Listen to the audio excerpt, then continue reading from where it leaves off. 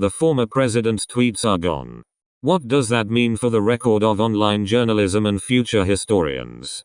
In a recent quest to avoid paraphrasing while writing an article about Donald Trump's relationship with big tech, I went in search of a late 2020 tweet in which he promised to veto, seemingly out of spite, a national defense bill unless it terminated part of the Communications Decency Act. I knew a message had once existed, but instantly I came up short. Trump's Twitter feed had vanished. On the 8th of January, 2021, Twitter permanently suspended Trump from his favorite social platform due to the risk of further incitement of violence following the insurrection at the U.S. Capitol. In the blink of an eye, Twitter not only revoked Trump's ability to share 280-character missives but removed all of his previous messages. Around the same time, Trump also lost access to Facebook, Instagram, Snapchat, YouTube, and Twitch, with some of those also deleting his history of messages.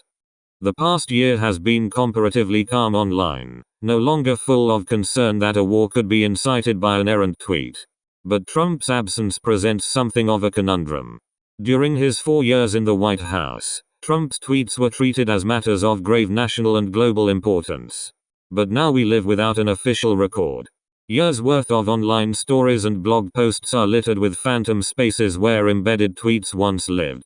And without the primary sources, how will historians judge the Trump years? Throughout his tenure as president, Trump issued 26,236 tweets from his personal handle, @RealDonaldTrump. The erratic energy, typos, and unconventional hours left little doubt that, despite the social media staff around the president, the majority had been written in his own hand. Each week, stories were written based on the fact that Trump just tweeted. That they came in his own voice offers better historical insight than the carefully spun, though often still controversial, statements from the official @POTUS account.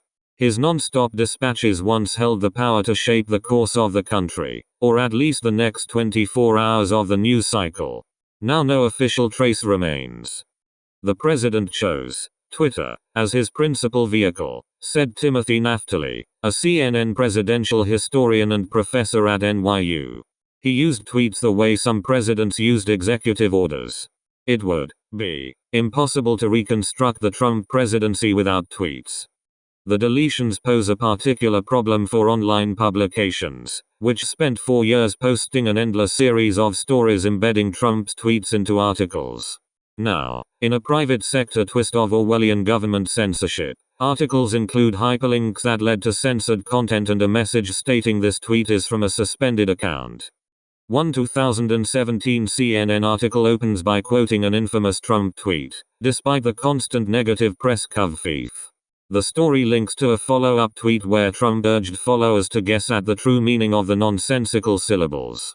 But clicking on the link provides no such urging, it's gone.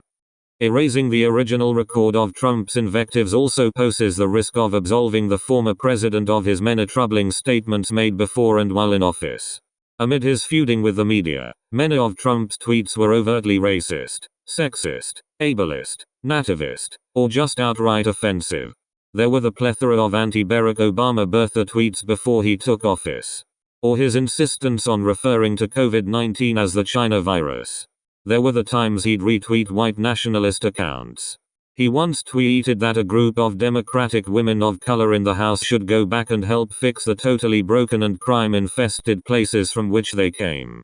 And of course, we can't forget when he denied the outcome of the 2020 election and amplified hateful rhetoric that led to the Capitol insurrection and, ultimately, his Twitter ban. If that primary record is gone, does it whitewash who the man sitting in the Oval Office really was, and who he would still be should he run again in 2024? The lack of primary sourcing creates a loss of accountability, said John Davenport, a professor of political philosophy at Fordham University.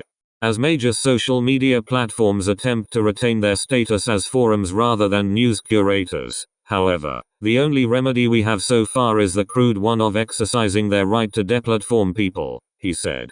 Suspending users is Twitter's right as a private company, Davenport noted.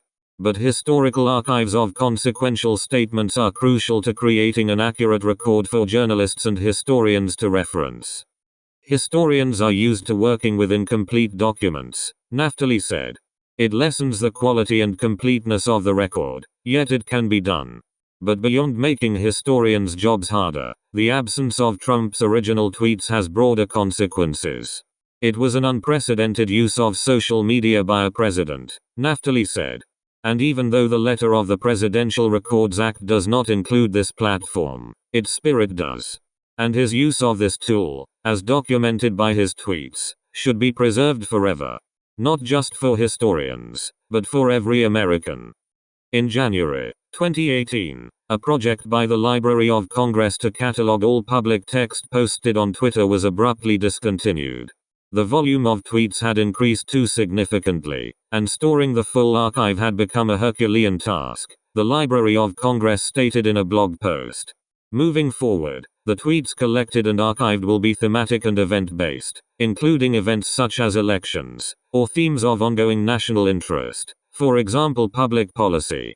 But the library's collection only includes text from tweets, no associated images or links, a markedly incomplete record of an increasingly visual medium, one where Trump's controversial inclusion of a highly classified satellite image in a 2019 tweet would not be captured.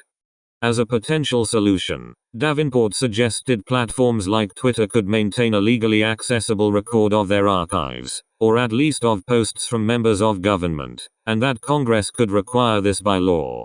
Naftali, similarly, proposed that the National Archives create a mirror copy of all of Trump's tweets from his presidency, by either public service from Twitter or a subpoena from Congress, to preserve and protect the historical record.